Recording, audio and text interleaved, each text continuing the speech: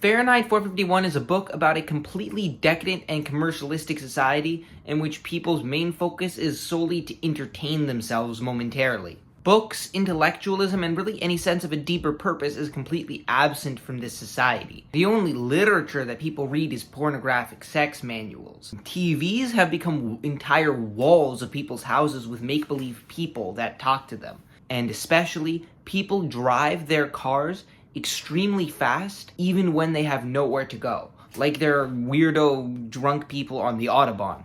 They drive so fast, in fact, that at one point in passing, a young woman mentions to Guy Montag how back in the day, the billboards didn't used to be 200 feet long.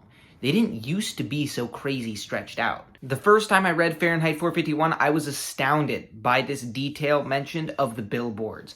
It rocketed the book forward to holding for a decent while until it was dethroned by The Lies of Locke Lamora, the position of my favorite book.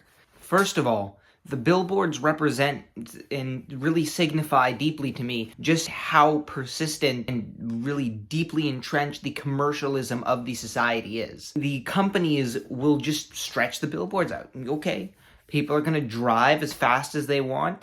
Like, there's no laws about it. They were going to crash into Guy Montag. The bunch of teenagers were just driving fast just because they wanted to drive fast and hit into stuff and kill people. Because they just really didn't care about much of anything. The companies just adapt to it. But the main thing is not just the billboards in themselves, but how they're brought up. The young woman who mentions them to Guy Montag just says, back in the day, they weren't like this. Before then in the story, the billboards are never even mentioned. When you think of billboards in this story, you're probably thinking of just, a regular-ass billboard. Just like the billboards we have, which are not 200 feet long. But then she's like, oh, the 200-foot-long billboards? Yeah, they weren't always like that. This brings us deeper into the perspective of a character who lives in that world, where the normal thing is a 200-foot-long billboard.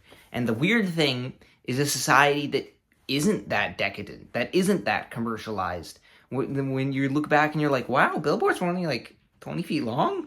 Damn. It's a strange look back at what we would consider to be normal, showing the progression and normalization of the society from where we are now to there, where it's so even more deeply commercialized than our society is now. When we look back at earlier times, we're like, damn, things were like that.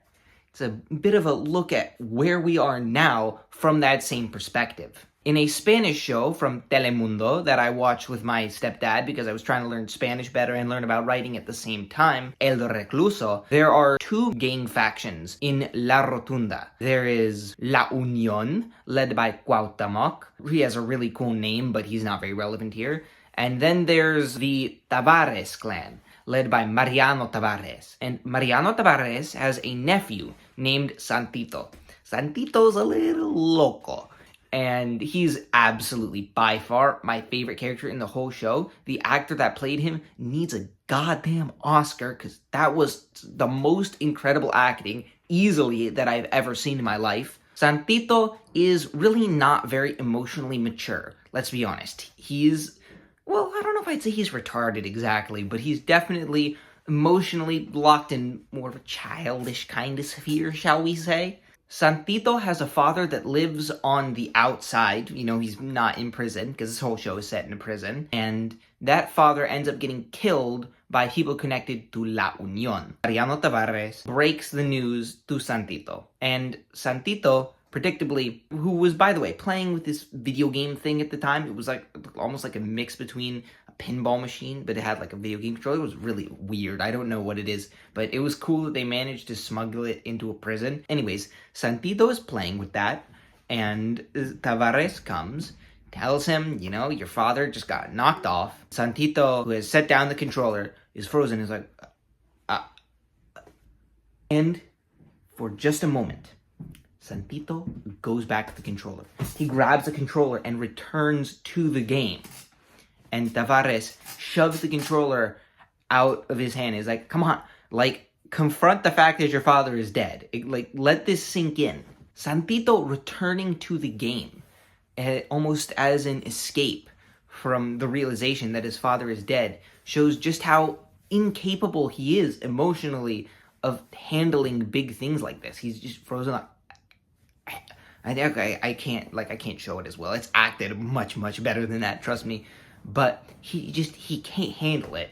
So he turns to the game without even really thinking about it to just think of something else. And it also reveals something about Mariano Tavares. He just immediately shoves the controller away and is like, nope, you are going to let this sink in. Because that's the kind of guy Mariano Tavares is. Plot stuff is accomplished, now the characters know this, now they're angry at La Union, it leads to a big whole revenge battle later. It's kind of near-ish to the climax of the show. And it reveals stuff about both Santito and Mariano Tavares.